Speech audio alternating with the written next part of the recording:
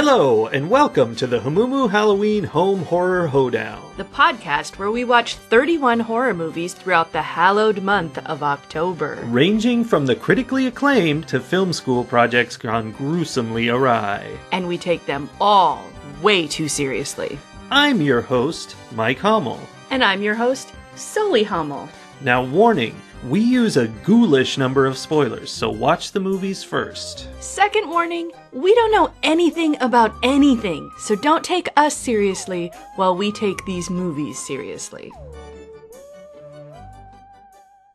Sully. Yes? Do you know the last time we saw a movie that had this sort of visceral impact and made me go, oh? I don't know what you think the last time was, but I know what I think the last time was. I'd like to hear, why don't we say at the same time the name of the movie we're talking about? Okay. 3, 2, 1, House of a Thousand Corpses. Yes! Which means this movie made me very happy, but in a very uncomfortable way. Oh, it's very uncomfortable. Very, very, very. Yes. This movie is called The Loved Ones from 2009, and it is Australian, and you know those Aussies. I think this might be my favorite movie from the whole month. Not so much the movie I most enjoyed watching. Nope. But this is the best horror movie we watched all month. This movie had a bigger emotional impact on me than anything we've seen this month. Absolutely. There are ones I rated higher than I'm going to rate this movie. But this movie just took over my brain and was like, this is what we're doing now. Yup. Whether you like it or not. Yup. I watched more of this movie through my fingers than I have any other movies this month. Probably all the other movies this month put together. Yeah. That's including the ones that we spent the whole review talking about how they were just torture porn. Which, so is this. It is. But the difference, the magic, is that there's also a story behind it. There is definitely a story. Fantastic. That story is of, boy, how to come at it. A kid who is going to go to prom, but they don't call it prom in Australia. It's whatever. The just formal the end dance. Of school dance. And he's going to go with his girlfriend, but some other girl at school asks him, and he's like, sorry, I'm going with my girlfriend. And that, of course, leads to him being kidnapped by the girl he rejected and tortured. By her father, because he's a good father, and he wants his daughter to be happy. Yeah, I mean, she's his little princess, for sure. For sure. So I didn't realize I was going to love this movie as much from the very beginning. Up until we find out who kidnapped him, I felt largely ambivalent about the story. Mm-hmm. And then it just took off. It just took off. And everything about Lola and her dad and what's going on at that house and has been going on for years is just delightfully creepy. So I want to talk about the psychosocial aspects of this concept of the redneck family. Okay. Of their fiefdom that they rule over without oversight from the authorities. We've seen this trope. This is House of a Thousand Corpses. Yep. And Last House on the Left and Texas Chainsaw Massacre. It's a redneck family that they are not a part of society. They're doing their own thing separate from our society. They've basically created their own mini society. And they can because they are such outcasts within the normal society. Yes. And what happens in these movies is, yes, they murder and kill people, but they also always do a lot of other things that are taboo and bad. And yes, obviously the premise there is when you're making the movie, you're like, how can we make this as creepy as possible? And as uncomfortable as possible. Right. And so there's always incest involved. That's happening here. And other stuff like that. And what I came up with watching this movie is this idea that these movies, these creations, are a way of enforcing cultural norms, a way of reining in anybody who would try to stray outside of the rigid patriarchal rules of our society. People who are going to do something a little different. No, wait, you don't want to be the monster redneck family who has their own rules. Follow the right rules. they are 50s style control. I am fascinated by this take. I am curious as to whether that means that you think they are good or bad. Well, as it sounds, I think that's a bad thing to do. I think that's a tricky thing. It's like that whatever movie we were talking about regarding socialism. It's like, yes, we do have to conform to a societal system because that's how we, manage to take care of everybody and everything works. But also we shouldn't constrain everybody so tightly. And I feel like this concept, without meaning to, it's like it's not something people came up with. It's a function of having a society. It's like the society itself, the entity that rules us, the alien overlord that lives in the top of Satellite 9 is saying... Okay. Hold on. Yeah. Hold on. I feel like this is getting away from you a little bit. No. This was that Doctor Who episode with Simon Pegg. Yeah, okay. That alien, it's like memes. Nobody came up with these rules. They just happen because they fall out of as a natural consequence. And so what's happening as a natural consequence of our society's taboos and restrictions is that people will make these stories of let's put in these taboos being broken, and those are the worst people of all time. We don't want to be like them. So by being subversive in this movie, they're actually being incredibly pro-culture, not counterculture. They're saying, do it the way you're supposed to do it. I mean, right there is a huge thing about counterculture. It is almost always, if it becomes something that people are aware of, it becomes culture. True. It stops being counterculture. Yeah. That's just what happens. I'm fascinated. I think you've hit on something here. This adds a whole nother layer to my appreciation for a movie I've already said I appreciate very much. So you like being kept in line, is what you're saying. Oh, is that what you heard me say? I mean, you said you appreciate this movie, which is trying to keep people in line, is what I was saying. It's a tool of the man. No. Okay, I want to be clear. I appreciate this movie, and I appreciate the theory you're presenting. Okay. I can appreciate the theory you're presenting without entirely buying into it. No, I understand. And I can appreciate the movie without completely buying into it. So I reject your putting those two things together and then shoving them in my mouth. Just say it. Well, you said after hearing my theory, you appreciate this movie more. So what about that is the connection? The connection is, I appreciate the movie for what it made me think about. And I appreciate your theory for how it's adding to what I'm thinking about. More things to think about. Yes. Not that I buy into either you or the movie. I get it. Okay. We lived in the midst of what I would consider this sort of redneck counterculture, removing themselves from the more populated, regulated areas intentionally so they could live a counterculture life when we lived in Anza, California. We sure did, yes. Like, I felt surrounded by people who had moved there intentionally so that they didn't have to follow the rules of society. We lived between guys who shouted white power during the night and a meth lab. Yes. It was a nice neighborhood. Yeah.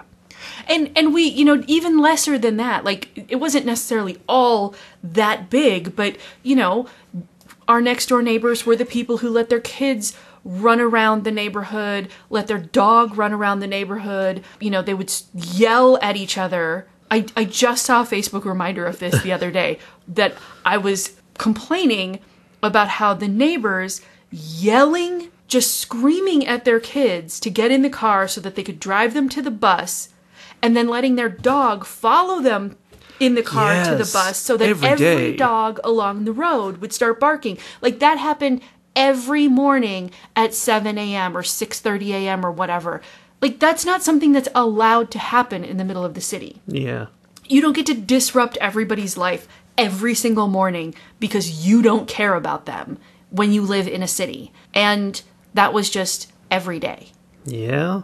And then in the other direction, we had somebody who, if our dog went on their property and we went on their property to get our dog off, they threatened us with pellet guns. Yeah.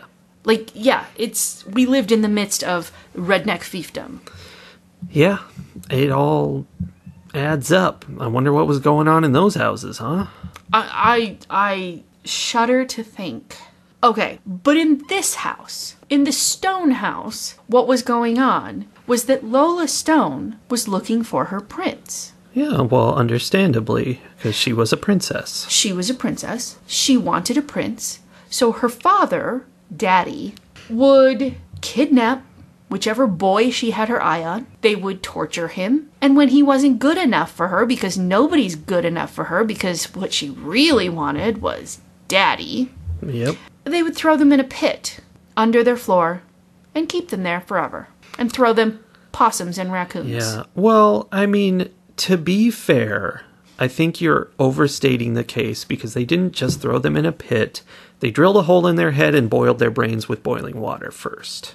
And injected their vocal cords with bleach so that they couldn't make any noise.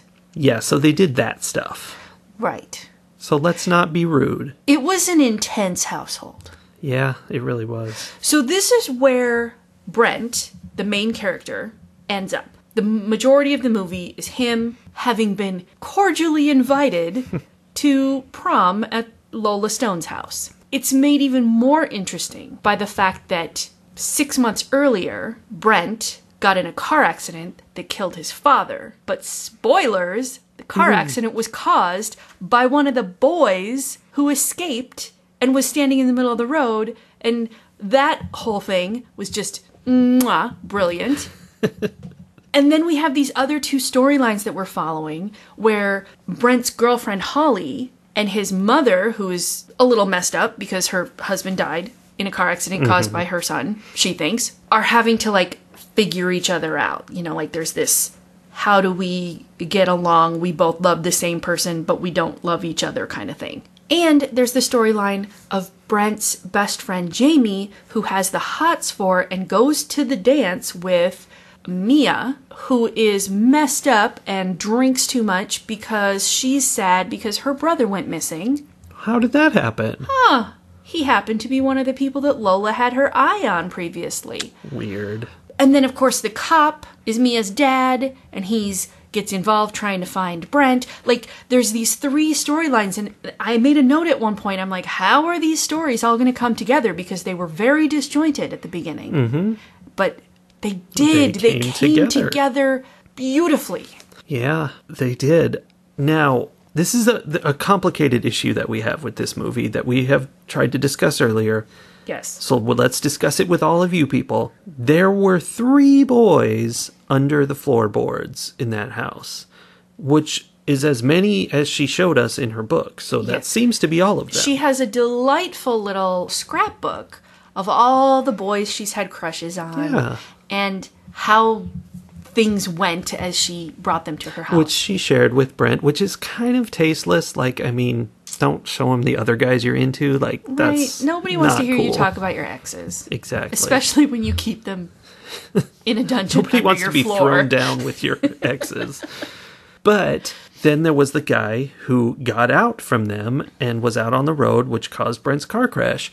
And because we only knew about 3 guys, it makes sense that they captured him and got him back in there. Except what they said in the movie was, that's the one that got away. He's probably dead now. Yeah, I wonder where he is. He's probably dead now. So I thought he was gone. And also, he was Mia's brother and the cop's son. Yes. He's the one who ties all the storylines together. So my theory, it doesn't explain the whole 3 boys thing. So assume there's another boy, and so there's legitimately 3 in there, and he got away. Okay. My theory was that her cop dad actually found him, which makes sense because he went to the accident, and ended up killing him without telling his family because he was non-functional. Like, he's not even a human being anymore. I am shocked. You're making the face you made during the movie. I'm speechless. I want them to put that in there. There was nothing saying that, but I thought that was gonna be explained. Okay, you're right, but everything fits. Like, how... Oh, I like that. I'm making that headcanon for this movie. Yikes. I'm worried that in fact what happened is that there's a little bit of a plot snaggle there, like that they didn't quite do that right. I don't know how they could have messed that up, though. I don't know, because everything else was so well done. Yeah. So, I don't know, maybe if we watched it again, we would catch something that explained it, but I'm not sure I want to watch it again. I will not watch this again, just so everybody knows. However much we are praising this movie, once is all I needed. Yeah. But I like that idea very much. I do. Thanks. A huge aspect of this movie is Brett's growth, right? His character arc is he starts out as a very normal, like, kind of sullen, but, you know, teenager guy driving around with his dad, like everything's fine. His dad dies in this car accident that he blames himself for because he swerved to miss the bleeding guy in the middle of the road after he had looked away from the road for a while. Yeah. And because of this accident, he's now, he smokes pot all the time, he's super depressed, he's cutting, like, he's messed up, and he thinks he wants to die. Yeah. And everything that happens to him makes him realize that he does not, in fact, want to die. Definitely does. He's working really hard not to die. And there's a point, like, I think one of the really, like, I want to say one of the neat things about the story, but it's not neat in, like, yay, happy. Not much is. Just neat in the, like, power of it, I guess, is that for part of the time that he is there, I don't think he does want to escape. He fights a little bit, but most of what he does is just sit there. And Yikes. It's almost like he's contemplating that maybe he could just let this happen and everything would be done. He wouldn't have to worry about the world anymore. Then he finds out that it's not going to be easy or pleasant, so maybe not.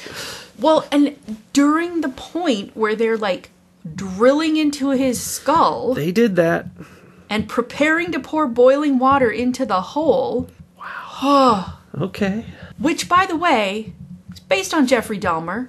Yeah. This wasn't something they made up. That was very disturbing that that's something Jeffrey Dahmer apparently did or tried to do. Not with boiling water, with acid.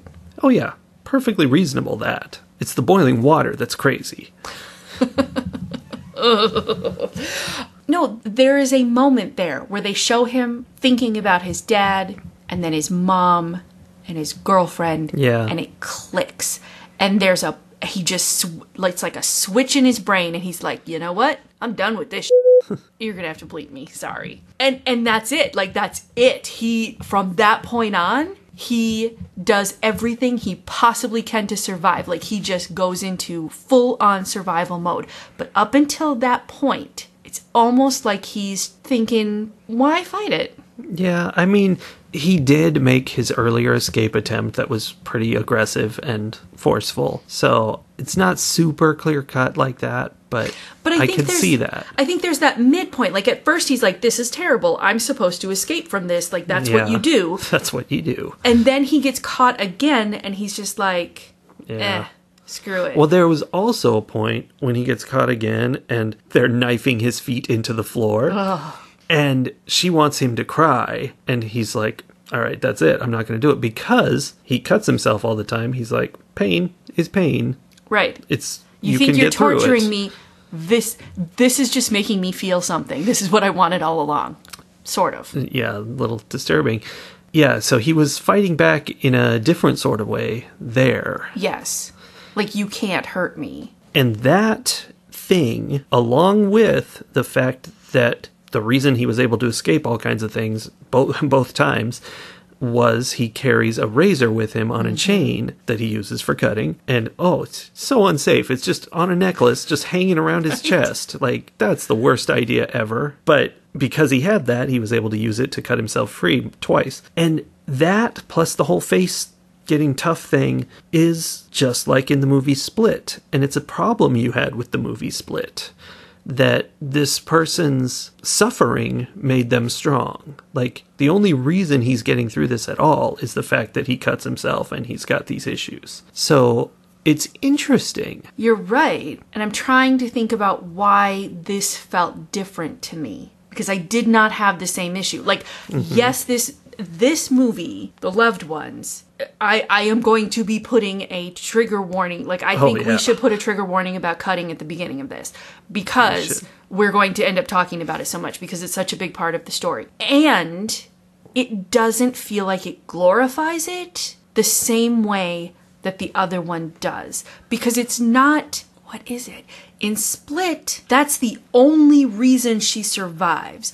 And in this movie, that put him in a place maybe to be able to get through the torture without breaking the way somebody else might have, but then he has to overcome that. Like, it's that light switch moment, I think, that makes the difference. But I'm not remembering the end of Split well enough to know if there was a moment like that I'm just forgetting. I don't know. This definitely felt different, but maybe I was just in a different place. I don't know. I don't know. I just thought I'd bring another deep part into this discussion. No, I'm glad you did, because I hadn't made that connection. And yeah, that's a good question. Another deep thing about this movie is that this kid is the worst driver. Oh my gosh.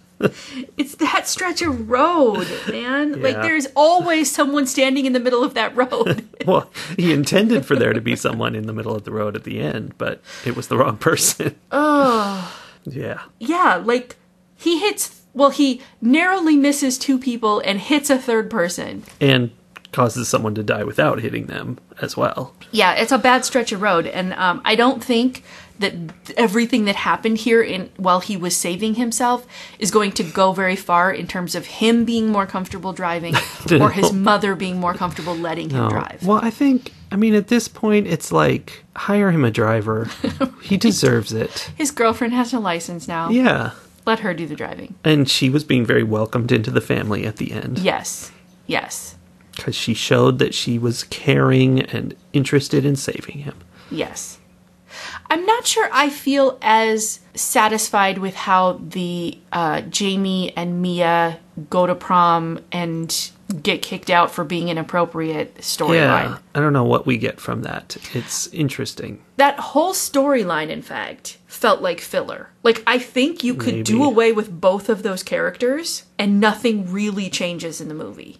Like, the dad could still be all, sad because his son is missing. We could see the mom instead. Like, Mia's mom could be the one who blames him or whatever. Like, because what we got from it was like the emotional impact of the kid who was missing.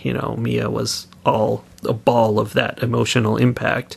But yeah, I don't know what the entire prom section of that was for. Like, if Jamie's character disappears, yeah, I mean, he's just a horny kid taking advantage, but not really of the fact that Mia is messed up. Like, I liked the fact that he had the opportunity to take advantage. Well, he did, but not to the extent that he could have. Yeah.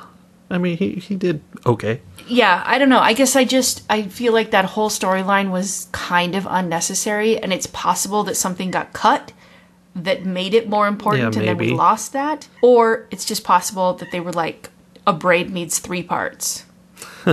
And they, just put that in there. I mean, I feel like I kept expecting them together, Jamie and Mia, to go to this house too for some reason. Right, to somehow have some role in... They never had any reason to. They didn't even know anything was happening, which is weird. No. And I just realized Mia's dad, the cop, realizes, like Holly realizes that Lola was the person who asked Brent to the dance and got turned down, and she's like, oh, maybe that's important. She tells the cop realizes... This kind of feeds into your idea that he knew where his kid went and what happened to him. But then why didn't he follow up on that? And, like, why were these people still in their little redneck fiefdom? Well, maybe they just couldn't, there was no evidence. They couldn't do anything to them, which makes it all the worse. Maybe. But, so he hightails it out there to the Stone House, finds what's going on, finds Brent, is about to save him, and then gets cleavered in the head and dies immediately. Like, it's so now quick. Mia not only has a brother missing, but her father has just been murdered by the crazy rednecks. Yeah, that girl true. Is not. She needs a lot of therapy. Well, maybe that's set up for the sequel where she's going to start kidnapping boys. Maybe.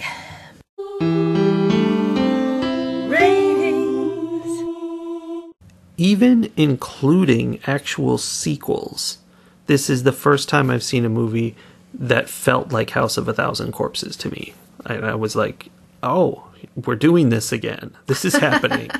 This is happening again. But as I mentioned or hinted at earlier in this podcast, I will not watch this movie again, and I would watch House of a Thousand Corpses again. For real? It was nowhere near as horrifying as this movie.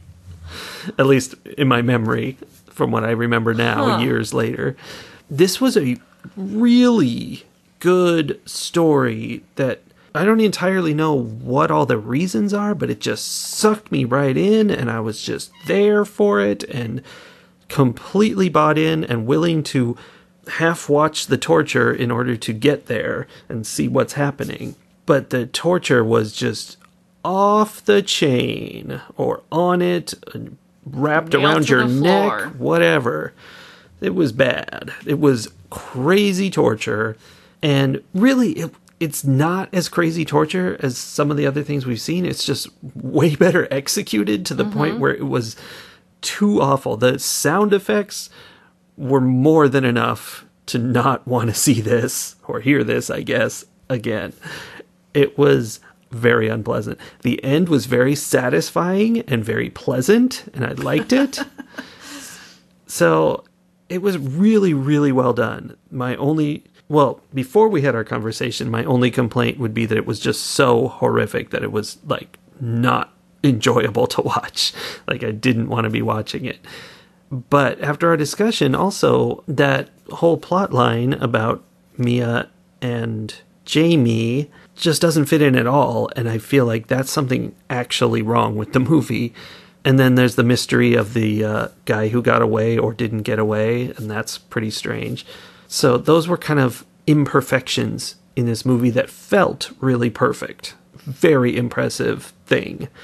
I will give this movie 4.5 paper crowns out of 5. Okay. When we looked this movie up on IMDb, it talks about the inspiration, like some of the movies that inspired the creators of The Loved Ones. And it included Carrie, the Stephen King movie Carrie. You can see that. You can absolutely see that.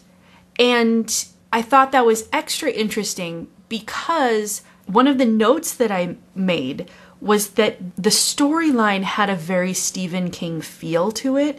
Yeah. Like, that's the piece.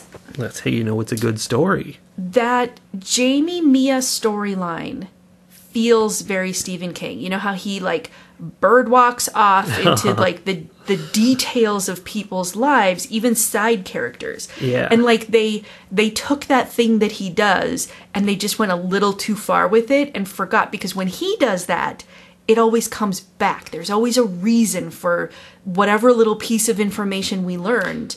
It becomes relevant. And that's what was missing, because their storyline, seeing what they were up to, was interesting. And I'm like, well, what's going to happen next with that? And then the fact that it doesn't go anywhere is the only thing wrong with it. It was totally interesting until it failed. Right. So it definitely had a Stephen King feel to it. They also mentioned Texas Chainsaw Massacre, which obviously, like, you can definitely feel that.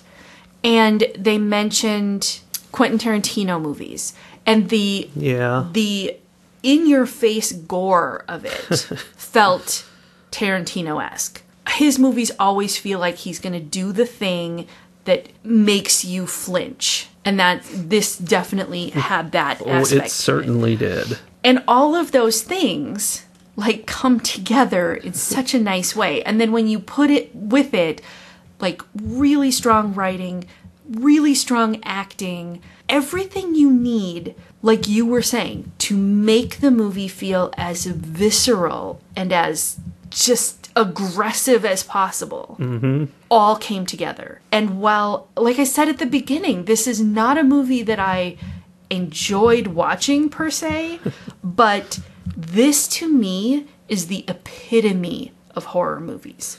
Yeah. Like, it takes the best parts of every genre, or all the big genres, and just melds them all together in this horrific melting pot. And I am going to have to give this a 5+, even with agreeing 100% that one plot line is very broken. It just is everything you want in a movie. And it made us think there were so many layers to it. Yeah, it was so well put together with the storylines and the wraparound and connecting everything. Yep. And the subtlety or nuance isn't really right, but like just all the feelings that they make you feel. Yeah. Oh. They definitely nailed it to the floor. Watching this movie, my body was uncomfortable. Yep, me too. Which means they were doing something right, because all I was doing was watching and I was physically feeling discomfort. That's pretty impressive. Yeah. So, I mean, 5+. It makes me feel like I should do a 5+ too, but I did my 4.5. Yeah, no, I mean, I think your 4.5 is completely justifiable. Like, I get it. But for me, that just wasn't enough to take it out of that place where I've sort of, mind blown sort of movie. I'm mind blown for me too. Like, I really just was sucked in a way that none of the other movies have done. Yeah. So I'm going to raise my 4.5 to a 5. Not a 5+, though. Okay. It's a 5, everybody. I got it in under the wire. I'm glad you did, because otherwise, like, an hour from now, you'd be like, I feel like I should have rated that movie differently. Yeah. And that's always sad. I might still do that.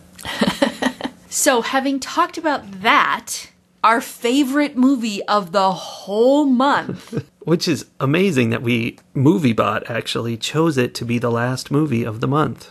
Yes, it ended up not because of our little rearranging that had to be done, but it would have been, and it is actually the last movie that we're watching. Yeah, it's not the last one you guys are hearing about.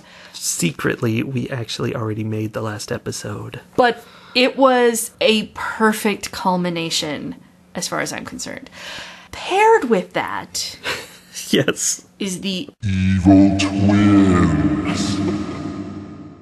The Last Ones from 2012. Yes, it is. That is what's paired with it. Here's my thought on The Last Ones. I identify with the makers of this movie, and I wanted to pin this movie as like a bunch of college kids making a movie, which is something we often say. Felt that way. But whether that's true or not, I don't know if it is, these people are technically professionals. This movie is available for sale. People can buy it. So it has to be judged as such. Like, you are there, you're in the market. This is a product we can buy in the movie market.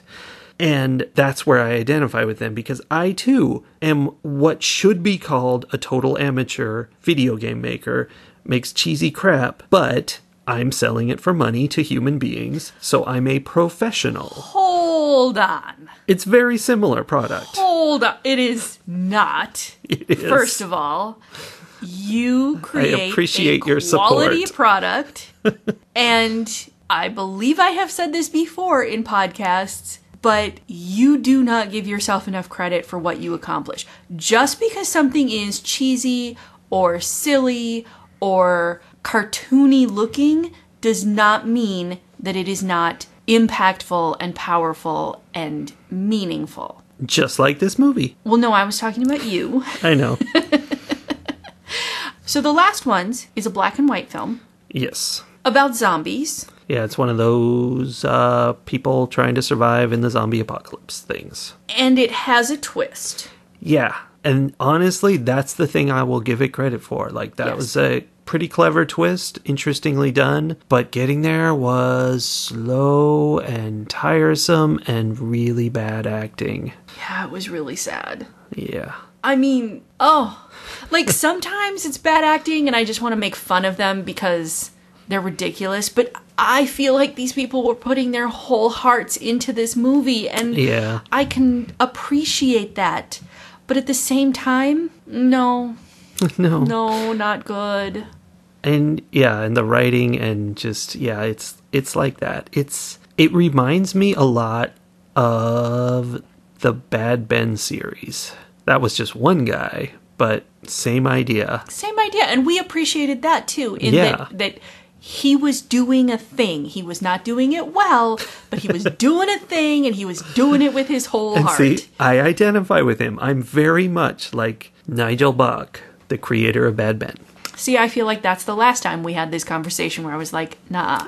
I Okay. feel it, though. No, I understand. I understand the feeling of it. I do. This one reminded me of Anna in that it was a similar level of skill. Yes, it was. I feel like I was a little less compassionate about Anna. Right. That one did not feel like heart and soul were put into it. No, it felt like they just thought too much of themselves, and, you know, it was that, like, white frat boy privilege sort of feel. Yeah. That may not be what it was at all. Maybe they're very wonderful people, but that's how it felt.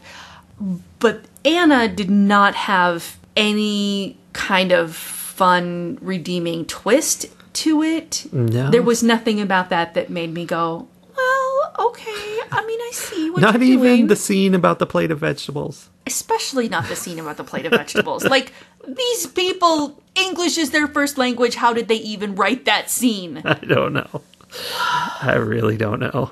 So, without the ability to spoil the twist, I don't think there's a whole lot to say about this black and white cheapo $40,000 budget. I learned, so that's the amount. It's impressive. Is it? To make a movie, I mean, it's to make a movie is impressive. Yes, it is. You know, they accomplished a thing. They did, and they put it out there, and at film festivals, and they got a bunch of awards. Which I saw somebody discussing how they get scared when they see long list of film festival awards because they know that's just. It's like I get these emails all the time from random little download sites that are like, your game has won the Best in the World award from our website. And I'm like, cool, I'm not I'm not going to tell deleting anyone this about email. that. No one could ever possibly care. And also, I know you send that to everyone who's on your website. Right. But I'm just going to rate it. I'm going to give this movie 1 plate of meat out of 5. Okay. It was just so boring. I really wanted it to end the whole time we were watching it. It was. This movie was slow and painful through a lot of it. Some of that was the dialogue and the pacing of how people were saying things. Yeah. Some of it was that there were scenes that were unnecessary or that went on longer than were necessary. I think it's one of those things where they had a little idea and then they had to make a whole movie. So they're like, well, then we're going to show him going to the store. Yeah, I do think so. And I think that the little germ of an idea that they started with is brilliant. Make a short film. Absolutely. A short film based on that idea would be amazing. But when you take something that is meant to be a short film or a short story and you try to bulk it up and pad it into a full-length movie or a full-length novel, you end up with a slog. And unfortunately, I feel like that's what happened here.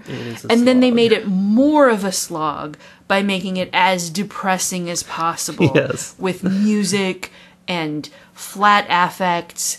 And I don't know if that was intentional, but it happened. I mean, I think it was, but and then is exacerbated by the bad acting. But and then the black and whiteness of it, and just it was painful. However, that germ of an idea, that unique thing that they had going on in the story, is enough that I am going to give it 2 plates of meat out of 5. Wow. Yeah. That's crazy. Okay.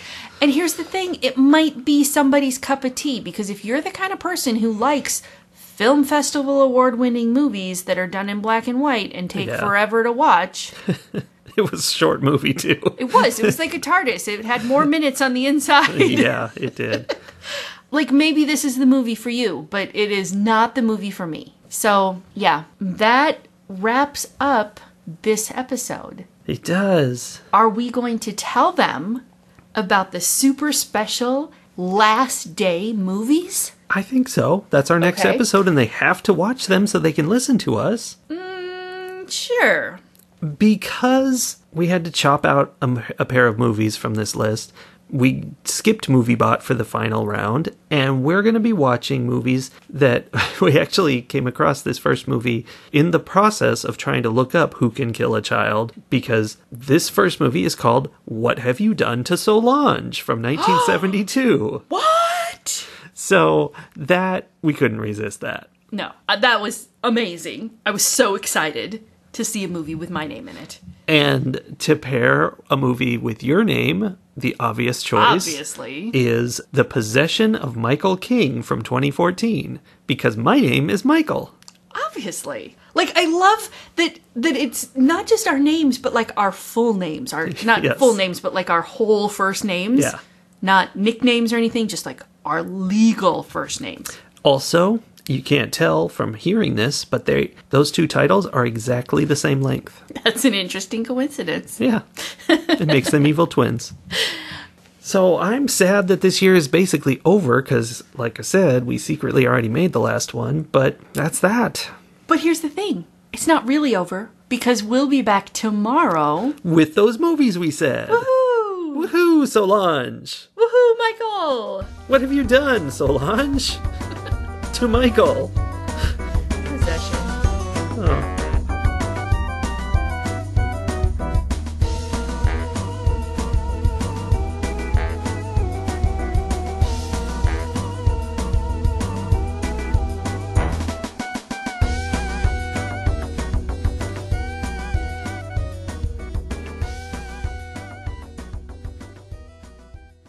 Investors want in because they're like, oh, that burn rate is ridiculous. Is that why people invest? They're like, wow, you're spending so much more than you're making. I'm intrigued. I mean, there must be a reason, right?